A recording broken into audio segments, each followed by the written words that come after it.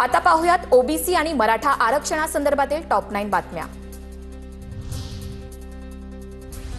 जरांगे मला परलीचा चष्मेवाला म्हणतो, आवडलाय तर घेऊन जा, मात्र तो शोभायलाही हवा। धनंजय मुंडेंचा जरांगेंवर निशाणा, तर तुझा रक्ताने भरलेला चष्मा तुलाच राहू दे, जरांगेंचा मुंडेंवर पलटवार।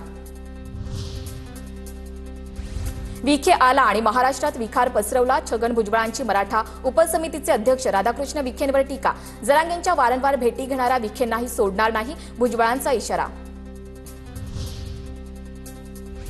आमच्या डीएनए मध्ये ओबीसी, मुख्यमंत्र्यांकडून आधीच स्पष्ट, भुजबळांना भेटून समजावून सांगणार, दिवाळीनंतर ओबीसी नेत्यांशी चर्चा करणार, विखे पाटलांची प्रतिक्रिया।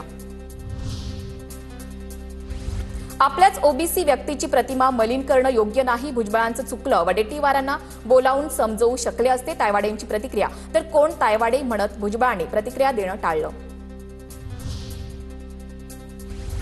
छगन भुजबळ बीडमध्ये दंगल घडवणार, गृह मंत्रालयानं भुजबळांचा जामीन रद्द करावा, मनोज जरांगेंची मागणी, तर जरांगेलाच अटक करा, आमदारांची घरं कुणी जाळली, बीड कुणी पेटवलं, भुजबळांचा सवाल।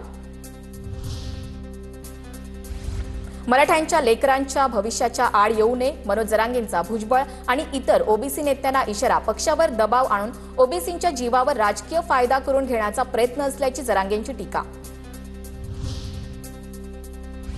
जरांगे बिनडोक माणूस, हाकेंची जरांगेंवर टीका, जीआर न्यायालयात रद्द होईल, लक्ष्मण हाकेंचा दावा, तर लक्ष्मण हाकेंच्या टीकेवर विखे पाटलांनी सुनावलं, तर एवढे शिकलेले आहात तर तुमचं शहाणपण समाजात तेढ निर्माण करण्यासाठी का वापरता, विखेंची टीका।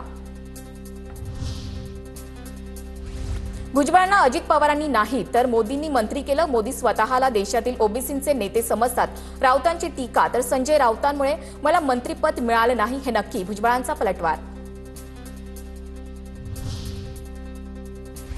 महाराष्ट्र आणि बीडमधील परिस्थिती वेगळी, भुजबळ ओबीसींचा आधार का घेतात माहीत नाही, बजरंग सोनवणेंचं वक्तव्य, तर सर्वांनीच डोक्यात ठेवून योग्य वेळी करेक्ट कार्यक्रम केला पाहिजे, सोनवणेंचा थेट इशारा।